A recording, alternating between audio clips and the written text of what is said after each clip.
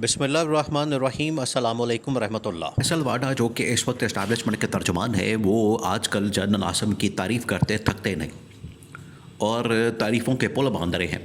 और जनरल आसम को Ronaldo footballer उन्होंने गोल कर दिया, उन्होंने पाकिस्तान के हक़ में इन्वेस्टमेंट लेकर आ गए, पाकिस्तान के हक़ में फ़ैसले कर लिए और इस तरह की बड़ी बड़ी बातें जो हैं वो फैसल वाडा की जानिब से जनरल आसम के मतलब की जाती हैं। तो इसको देखना बड़ा ज़रूरी है कि आखिरकार ये इसमें कितनी हकीकत है। तो अगर इसको सही तौर पर इसकी जांच पड़ताल की जाए और इसका तहकीकी जायज़ा लिया जाए, क्रिटिकल एनालिसिस इसका किया जाए, तो फिर आपको कुछ हक़ाइक़ जो हैं वो मानने पड़ेंगे और उनको सामने रखना भी बड़ा ज़रूरी है। देखें, आपको पता है कि जनरल आसिम मुनीर ने जब चार्ज संभाला था तो उन्होंने आके पाकिस्तान के कारोबारी लोगों के साथ भी मुलाकातें की थी और ख़ास तौर पर उन्होंने उस वक्त जो डॉलर्स की स्मगलिंग हो रही थी, जो डीज़ल और पेट्रोल की स्मगलिंग हो रही थी, जो इलेक्ट्रॉनिक्स गुड्स की स्मगलिंग हो रही थी ईरान के ज़रिए से या अफ़गानिस्तान के ज़रिए से, उनके ऊपर आके हाथ डाला और कारोबारी लोगों की जो शिकायत थी वो भी दूर की।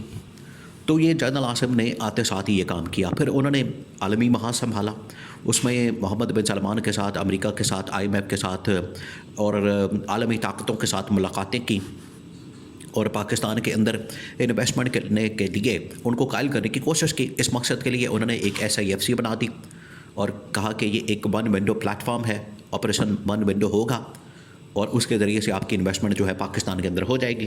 तो जनरल आसिम ने ये काम किया, ठीक है। उस वक्त उन्होंने कहा था कि पाकिस्तान के अंदर $100 अरब की सरमायाकारी आ रही है। तो 3 साल हो गए हैं, वो आज तक $100 अरब की सरमायाकारी तो दूर की बात है, $1 अरब के लिए हम IMF से भीख मांगते फिरते हैं।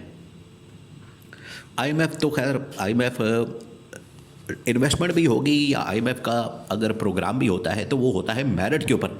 वो देखते हैं कि गवर्नमेंट कैसी है, वो देखते हैं कि हुकूमत कैसी है, वो देखते हैं कि गवर्नमेंट और हुकूमत वाकई में अवामी मैंडेट के साथ आई है या एक जाली तरीके से बना दी गई है, जो कि आजकल आपको पता है मुल्क के ऊपर मुसल्लत कर दी गई है। उसके पास मैंडेट तो नहीं, उसके पास अवाम की ताकत और अवाम की सपोर्ट और अवाम की हिमायत और अवाम का वोट तो नहीं है।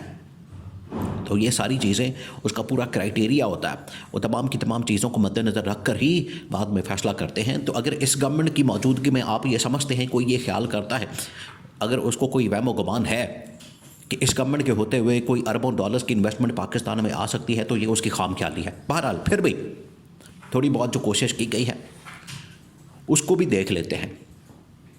अब एक कारोबारी आदमी आया हुआ है पाकिस्तान के अंदर, एक पूरा डेलीगेशन आया और वो अमेरिका से डेलीगेशन आया।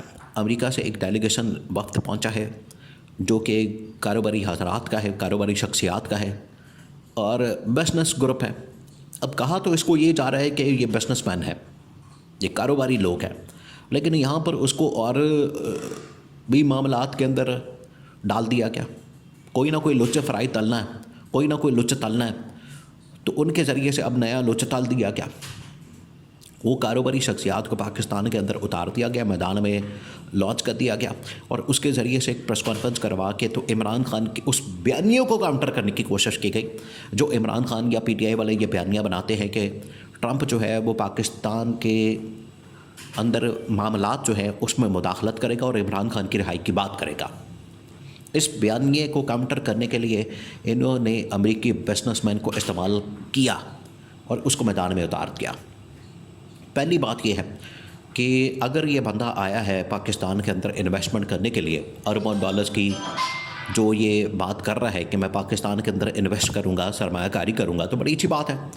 ये तो उस वक्त पता चलेगा जब वो पाकिस्तान के अंदर इन्वेस्टमेंट करता है, ये तो उस वक्त पता चलेगा जब वो पाकिस्तान के अंदर सरमायाकारी करता है, ये तो तब पता चलेगा। अभी तो सिर्फ वो बात कर रहा है, अभी तो सिर्फ वो आके इधर इधर की कहानियाँ सुना रहा है, उससे तो अंदाज़ा नहीं होगा। ये है पहली बात। दूसरी बात ये कि जो अमेरिकी एम्बेसी है, अमेरिकी एम्बेसी ने उसके स्टेटस को क्लियर किया। अमेरिकी एम्बेसी ने कहा है कि ये जो शख्स इस वक्त पाकिस्तान के अंदर मौजूद है, ये एम्बेसी की तरफ से नहीं आया, ये सफारत खाने की तरफ से नहीं आया, ये ऑफिशियल तरीके से नहीं आया। ऑफिशियल तरीके से मुराद ये कि सरकार का, ट्रंप इंतज़ामिया का नुमाइंदा बन के नहीं आया। ये एक प्राइवेट आदमी है और प्राइवेट टूर के ऊपर पहुंचा हुआ है पाकिस्तान, तो इसको प्राइवेट तौर पर ही डील किया जाए।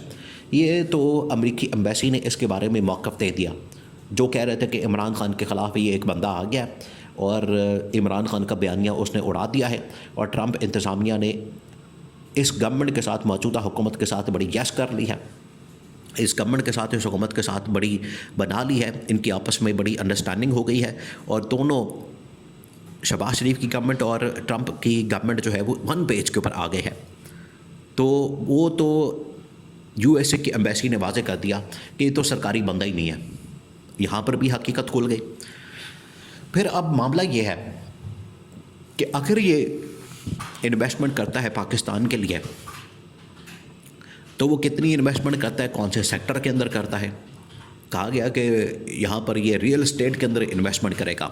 रियल एस्टेट की हालत ये है कि पाकिस्तान के अंदर मलिक रियाज जैसा रियल एस्टेट का सबसे बड़ा प्रॉपर्टी टाइकून, वो यहाँ से अपनी प्रॉपर्टी, अपनी यहाँ पर इन्वेस्टमेंट, अपनी यहाँ पर कारोबार, वो यहाँ से पैकअप करके, वाइंड अप करके तो दुबई जा रहा है। तो यहाँ पर कौन करेगा इन हालात के अंदर इन्वेस्टमेंट।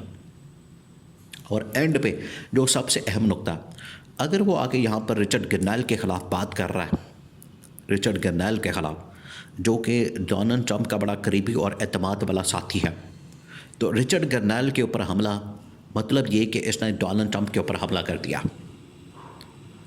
तो अगर ये गवर्नमेंट ने इसको फैसिलिटेट किया, इस बंदे को प्रेस कॉन्फ्रेंस करने के लिए, और पाकिस्तान के अंदर इसका बयानिया चलाया गया, और इसने अपने इंटरव्यू के अंदर रिचर्ड गरनैल के ऊपर हमला कर दिया, और इसके प्रेस कॉन्फ्रेंस के बाद जो विल्सन ने भी पाकिस्तान में इमरान खान की रिहाई की डिमांड की, तो इसका मतलब ये है कि अगर एक प्राइवेट आदमी डोनाल्ड ट्रंप के ऊपर हमला करेगा, रिचर्ड गरनैल के ऊपर हमला करेगा, तो उससे आपको अंदाज़ा हो जाना चाहिए कि ट्रंप इंतज़ामिया का ये आदमी नहीं है, या ट्रंप इंतज़ामिया का दोस्त नहीं है, या ट्रंप का दोस्त नहीं है।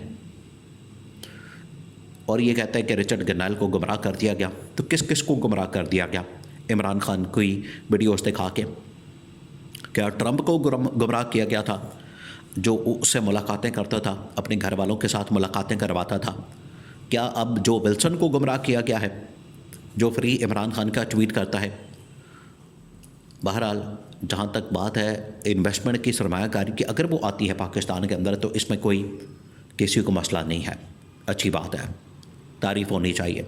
क्रेडिट शहबाज शरीफ को तो मिलना कोई नहीं, शहबाज शरीफ को तो 1 रुपये का 1 टके का क्रेडिट नहीं मिलना।